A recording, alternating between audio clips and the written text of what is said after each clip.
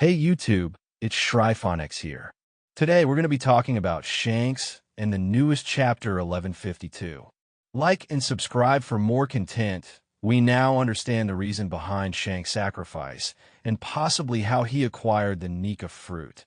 In the preceding One Piece chapter, Chopper rescues Gaban and Luffy, while Loki and the others prepare to confront Imu.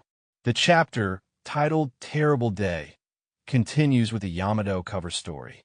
Volume 36 of the Oni Child Yamato's Golden Harvest Surrogate Pilgrimage introduces Yamato giving Kawamatsu a hat crafted by Otama.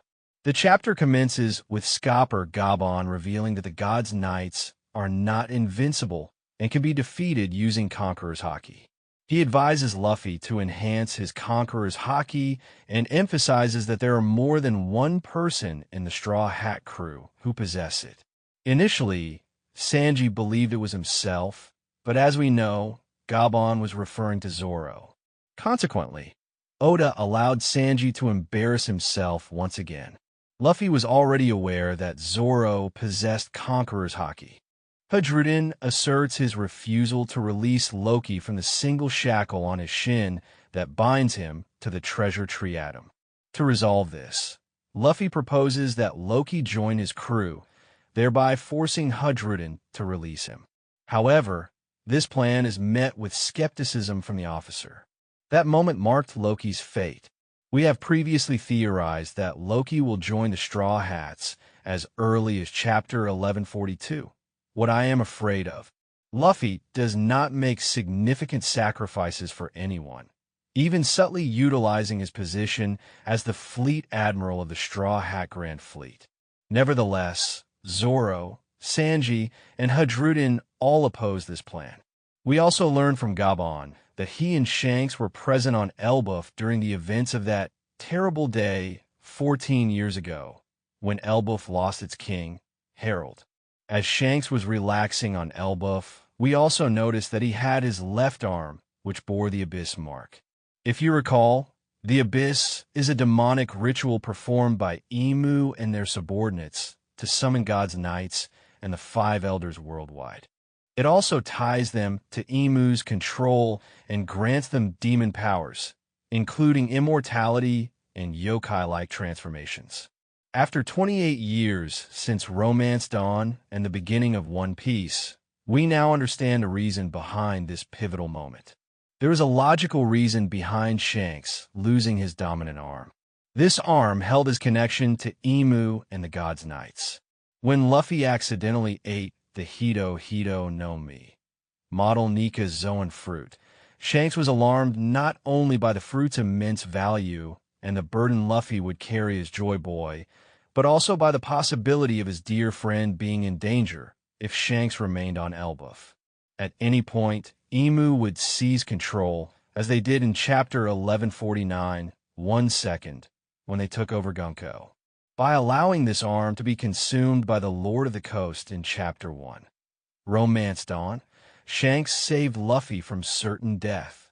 We flash back to 14 years ago, when Loki, then 49 years old, a 24-year-old young man, entered Oris Castle to ask his father why he had allied himself with the world government, the ones responsible for killing Rocksteady, Zebek. However, upon arriving at the castle, Loki discovered King Harold, pierced by his own soldiers. Why would they betray their own king? This is the beginning of the King Harold flashback, where we journey back in time to unravel the exact reason behind his soldiers' attack. Could it be a perceived betrayal in the eyes of the giant warriors, who felt the king had dishonored Elbaf by siding with the world government? We then cut to Shanks recounting to Gaban that he had once been close to King Harold. Remember Summer's line to Shamrock in chapter 1140, Scopper Gaban? He inquired if Shamrock had visited Harold's grave, implying a close connection with the late king of Elbaf. This revelation holds several implications. Shanks was discovered on God Valley 38 years ago as an infant, and his twin Shamrock is a commander of the God's Knights. Yet, both men bore the Abyss mark, suggesting that either all God Knight family members or those destined to become God's knights are born with this mark, or Shanks was initiated into the order at some point in his life, possibly after Roger revealed the truth of his origins. Furthermore, both twins have some connection to King Harold, who was confirmed to have allied with the world government, but introduced quality of life measures, such as education and international trade, that angered the government. Shanks mentioned that he wanted to form a pirate crew with Buggy, but he couldn't, which caused Buggy to be disappointed in Shanks' lack of ambition. Gaban said that Shanks being the destined boy could mean something related to the Nika fruit. Shanks wanted to reach out to King Harold, which means that the decision to join the world government was somewhat recent, but then something happened. The legendary devil fruit of Elbaf got stolen, adding more layers to the mystery. Could the legendary devil fruit actually be the Nika fruit itself? The timeline does fit, as Who's Who and his CP9 group were assigned to guard the fruit. This means that the entire purpose of the World Government Alliance was for God's Knights to steal the Nika fruit from under Harold's nose. This explains why they were able to enter Oris Castle via the Abyss. However, this theft takes place before the terrible day of Harold's assassination, so until we have more details, we are unsure of the timeline. Speaking of timelines, we cut to a flashback from 109 years ago when a younger Harold was just a giant warrior, rampaging on a human kingdom, rather than being a peacemaker. Given that King Harold was just like Loki in his past, a warmonger, there would be a clear change in that path that would make him a pacifist, even if it meant siding with One Piece's most evil regime. Thank you for watching this video. Please like and subscribe for more content. ShryphonX out.